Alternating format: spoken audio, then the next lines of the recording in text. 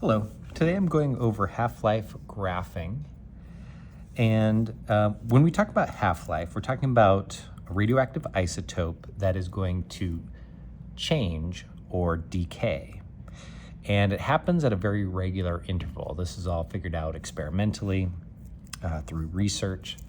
But what they're saying is for that isotope to change, the amount of time it takes for half of it to change is the half-life of that particular isotope. In our example down here, we have radon, and it's a specific isotope of radon, and the half-life is 7 seconds. That means every 7 seconds, half of that sample changes to something else. So if we start with 120 grams of that radon, at time 0, after 7 seconds, half of this will be converted. So how much am I left with if half is converted to something else? Well, half of 120 is 60. After another 7 seconds, see I went from 7 to 14, so 14 seconds have gone by.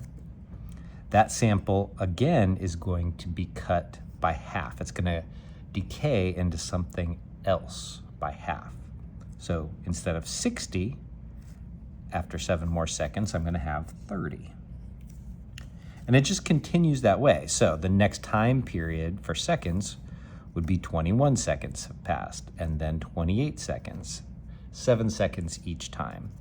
And so you're gonna fill in all those, adding 7 seconds to each one of these. And then we know that since it's decaying, every 7 seconds, half of it goes, this just decreases by half. So if this is 30, then I'm gonna have 15, and then whatever half of 15 is, and whatever half of that is. So let's graph this. I've already started the graph for you, so you can take a look and see what I've written to get your own start, time on the bottom, and the amount of radon in grams on the side here. And let's start by graphing our first data point. 0 times 0, 120 grams. So here's 0 time, 120 grams, that's up there. 7 seconds have passed, and I'm down to 60 grams. 14 seconds have passed, and I'm down to 30. And you're gonna finish this off. So fill in the rest of the data table, fill in the rest of this graph, finish the bottom down here with time. And then we're doing the next page, which is the same thing, same idea.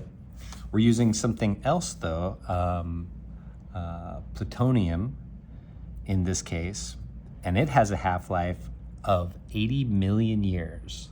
That means it does decay, it does change over time, but for half this sample, that 1,400 grams, for half of it to change, it'll take 80 million years.